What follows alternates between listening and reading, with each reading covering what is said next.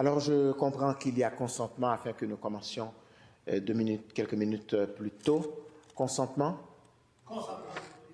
Alors, tel qu'annoncé précédemment, nous allons maintenant procéder au débat de fin de séance qui portera sur une question adressée par M. le député de l'Acadie à M. le ministre de l'Immigration, de la Francisation et de l'Intégration concernant l'abolition du programme de l'expérience québécoise qui brise le contrat moral qu'avait signé le gouvernement caquiste avec des milliers de personnes.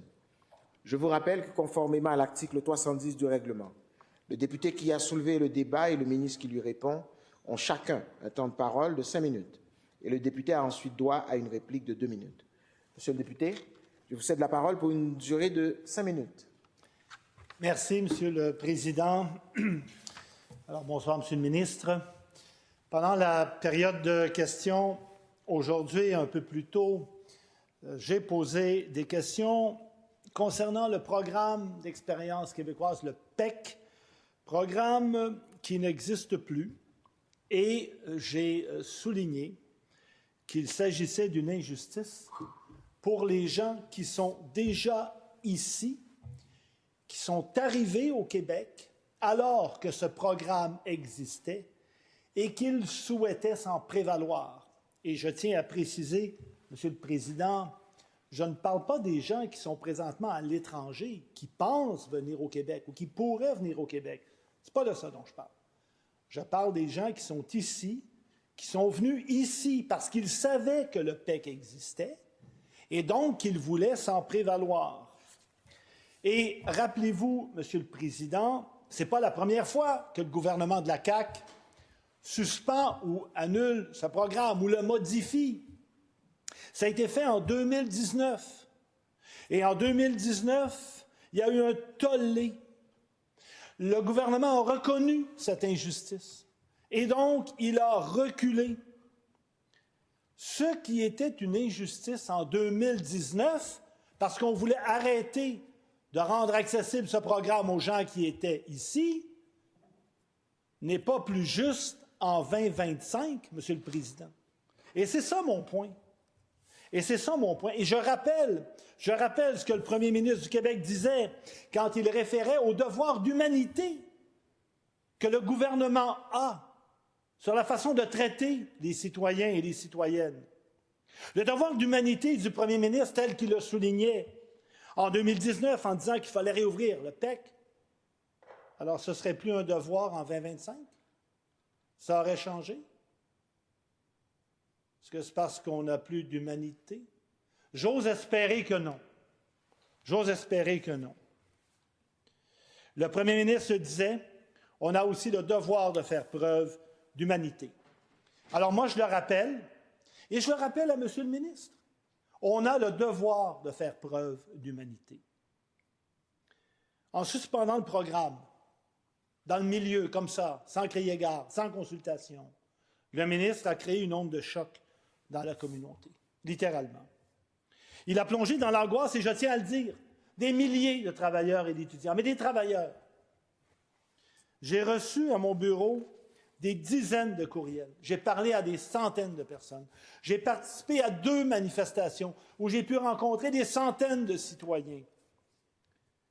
Ils sont terrifiés et ils sont en colère parce que les règles ont changé dans le milieu de la partie. On ne change pas les règles du jeu dans un match de hockey en 3e période. On complète. Puis après, alors peut-être pour la saison d'après, on changera, mais on ne le fait pas dans le milieu de la partie. Et je vous soulignerai, Monsieur le Président, à mon avis, je le dis avec respect pour Monsieur le ministre, ce dernier a une obligation morale de rouvrir le PEC et de reconnaître une clause de droit acquis pour les personnes qui sont sur le territoire. Parce que les gens qui sont venus ici travailler, étudier, ce n'est pas un projet de vacances. Ils voulaient une vie meilleure. Ils voulaient recommencer leur vie au Québec. Et plusieurs, en fait, se sont même prévalus de programmes gouvernementaux pour venir. Et M. le ministre s'en rappellera, quand on a fait les consultations en immigration, les universités, les manufacturiers, les PME, nous ont tous dit que le PEC était un excellent programme. Pourquoi? Bien parce qu'il y avait prévisibilité, stabilité. Et c'est ce qu'il faut quand on parle de l'immigration et qu'on veut évidemment contrôler son immigration. Je termine ce premier segment en vous parlant de la famille Le Dantec. Le père, la mère des enfants, des Français. Ils sont arrivés ici. Monsieur a étudié, monsieur est soudeur. Monsieur a suivi un DEP, 2 DEP. Sauf que quand il a terminé ses études, bien, la décision était prise de le suspendre. Mais pas quand il est parti de France. Alors, il va faire quoi maintenant, monsieur Le Dantec, monsieur le Président? C'est la question que je pose à monsieur le ministre. Merci, monsieur le député de l'Acadie. Monsieur le ministre, je vous cède la parole et je vous rappelle que vous disposez de 5 minutes. Merci bien, monsieur le Président. Donc, on va clarifier les choses encore ce soir. Le programme Expérience québécoise avait 2 volets, le PEC diplômé, le PEC travailleur. Les gens qui ont soumis leur dossier dans le cadre de ce programme Expérience québécoise vont voir leur dossier traité en fonction du programme d'Expérience québécoise. Donc, les dossiers soumis seront traités. C'est, selon moi, ce que j'appelle une clause grand-père, c'est-à-dire que pour ces personnes-là, on ne dit pas, on ne traite pas votre dossier, resoumettez dans un nouveau dossier, on dit ça va être traité. Les nouveaux dossiers, ceux qui n'ont pas été envoyés au ministère de l'Immigration et qui sont ou qui seront envoyés maintenant, seront dans le nouveau programme. Je pense que c'est normal. C'est normal quand on change de programme que les nouveaux dossiers soient appliqués dans le nouveau programme. Et c'est un excellent programme. Par contre, peu de gens le connaissent. Beaucoup de gens s'en inquiètent. Les gens étaient au courant de ce qui se passait dans l'ancien programme, puis ils disent, bien, j'aimais ça avant. Ils ne savent pas, peut-être, qu'en décembre, dans quelques semaines, ou en janvier, ou en février, ils seront appelés par le gouvernement dans le cadre du nouveau programme, dit « Parfait, vous avez été sélectionné, voici votre certificat de sélection du Québec et vous allez faire votre vie ici au Québec. » Ils ne le savent pas encore, donc ils sont inquiets, je le comprends. Mais il faut qu'ils soumettent leur dossier dans ce nouveau programme. Quand on parle de gens qui sont dans cette situation-là, ce sont des personnes qui ont un statut temporaire. C'est qu'ils sont arrivés ici comme étudiants, avec un statut temporaire. Les études, ça finit un certain temps. Ou avec un permis de travail d'1 an, 2 ans, 3 ans, puis à un moment donné, bien, un permis de travail de 3 ans, quand il commence en 2024, bien, il finit par exemple en 2027. C'est pas garanti que cette personne-là, qui arrive en 2024 avec un permis de travail de 3 ans, fera sa vie ici. Elle ne s'est pas engagée envers le Québec à dire « je vais rester ici pour 50 ans ». Le Québec ne lui a pas dit « voici votre résidence permanente ». Le Québec lui a dit « voici un permis de 3 ans ». Possible que cette personne-là veuille renouveler. Possible que cette personne-là veuille faire sa vie ici. Bien, auquel cas, on va évaluer. On va évaluer en fonction de notre capacité d'accueil, on va évaluer en fonction du dossier de candidature. Et on va faire ce que font toutes les nations, c'est-à-dire qu'on va sélectionner le nombre d'immigrants en fonction de leur profil, des besoins de main-d'œuvre et de la capacité d'accueil. Et savez-vous qui est en accord avec ça, M. le Président? Le chef du Parti libéral du Québec, M. Pablo Rodriguez, qui disait pendant la campagne à la direction, voulant être chef du PLQ, il n'y a pas si longtemps que ça, le 8 novembre 2024, pendant la course à la chefferie, il a dit, je le cite, ouvrez les guillemets, « Il faut baisser le nombre d'immigrants. » C'est le titre de l'article, avec sa photo. « Il faut baisser le nombre d'immigrants », clame le candidat Pablo Rodriguez. Et quand on va plus loin, il explique sa pensée. On ouvre les guillemets.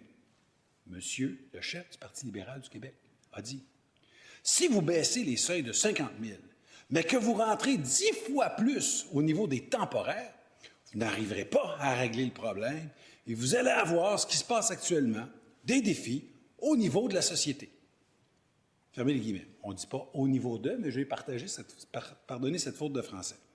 Donc, il disait qu'il fallait réduire le nombre d'immigrants temporaires.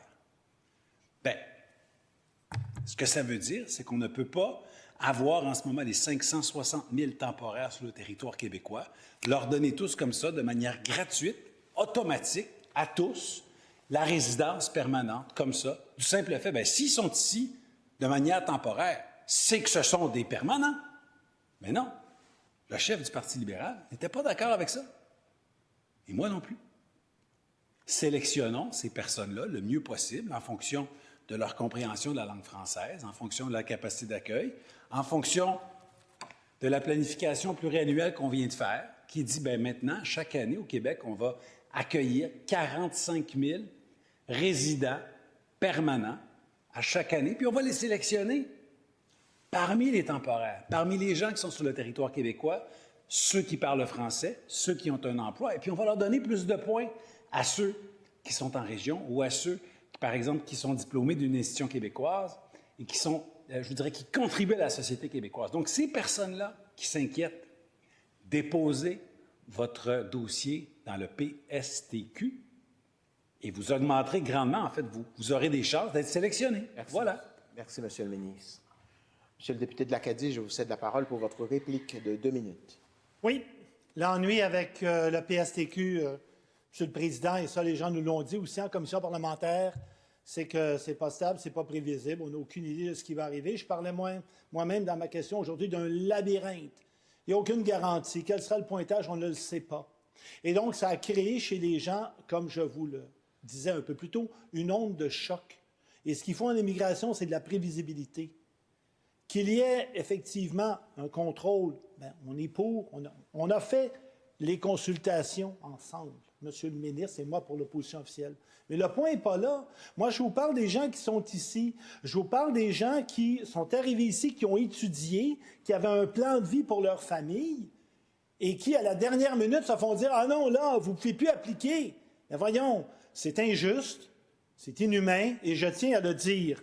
Et je voulais également, en terminant, rappeler ceci, parce que dans une question que je posais à M. le ministre, un peu plus tôt, il répondait, et j'essaye de le citer du mieux possible, « Et oui, contrairement au Parti libéral, pour nous, il faut maîtriser la langue française pour être sélectionné. On est fiers de cette politique-là. » Monsieur le Président, je rappelle au ministre que dans le PEC, la langue française est un critère obligatoire. On n'a rien inventé, là. Alors que Monsieur le ministre ne soit pas inquiet, là. Avec le PEC ou une réouverture du PEC, avec un droit acquis pour le PEC, le français va demeurer une exigence comme il l'a toujours été. Parce que c'est fondamental, parce que c'est notre langue commune et on y tient.